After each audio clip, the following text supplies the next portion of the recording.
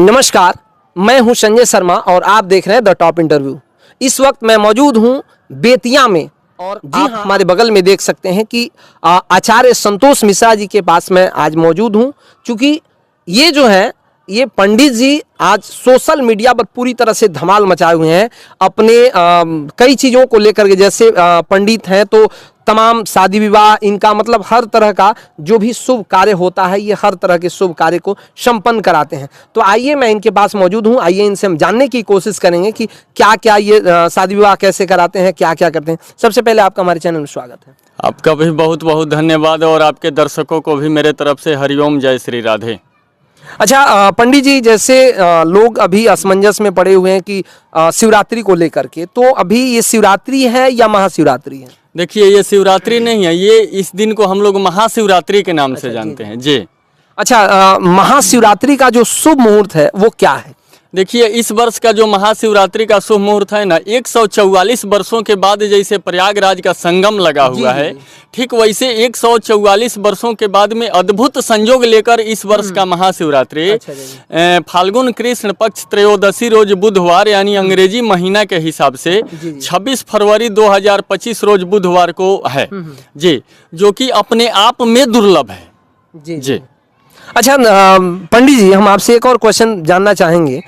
जैसे शिवरात्रि और महाशिवरात्रि में क्या अंतर है, थोड़ा सा ये स्पष्ट कीजिए। देखिए, शिवरात्रि प्रत्येक महीना के कृष्ण पक्ष में होता है। त्रयोदशी और चतुर्दशी तिथि जब संयुक्त होता है तो उस दिन को हम लोग शिवरात्रि के नाम से जानते हैं। लेकिन ये महाशिवरात्रि जो है ना, दुनिया का सबसे, तीनों लोक का सबसे पहला प्रेम विवाह हुआ था। अच्छा। भगवान शिव और माता पार्वती का। इसके पीछे हरितालिका तीज व्रत का कथा जब आप लोग सुनेंगे तो समझ में आएगा, ठीक है। उसी दिन भगवान शिव वैराग्य छोड़ करके और माता पार्वती के साथ वैवाहिक गठबंधन में बंधे थे। अच्छा। इसलिए इस शिवरात्रि को हम लोग महाशिवरात्रि के नाम से जानते हैं जी।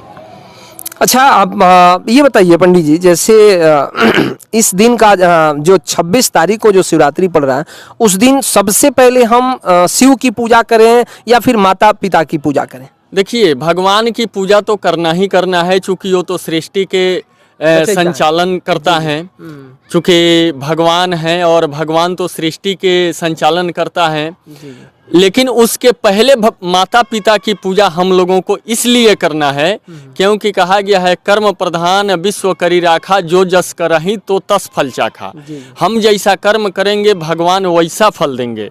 लेकिन माता पिता एक ऐसा हस्ती है कि अगर हम कहीं से गलत करके भी आते हैं तो माता पिता फंसाने का नहीं, बचाने का प्रयास करते हैं। क्योंकि कहा गया है कि सूखी उम्मीदों की कोई डाली नहीं होती, खाली खेत की रखवाली नहीं होती, जो झुक जाए एक बार माँ बाप के चरणों में उसकी झोली कभी खाली नहीं होती। वाह वाह। फिर कहा गया है कि माँ से जन्म तो बाप से पहचान मिला, कदमों में इनकी जन्नत सा जहान मिला। हे प्रभु, आपसे क्या मैं मांगूं, मुझे माता पिता के रूप में सबसे बड़ा वरदान मिला। वाह, ठीक है। तो भगवान की पूजा आप लोग करिए, चूंकि माता पिता भी भगवान की पूजा करते हैं, लेकिन भगवान की पूजा करने से पहले आप लोग अपने माता पिता की पूजा अवश्य करें जी।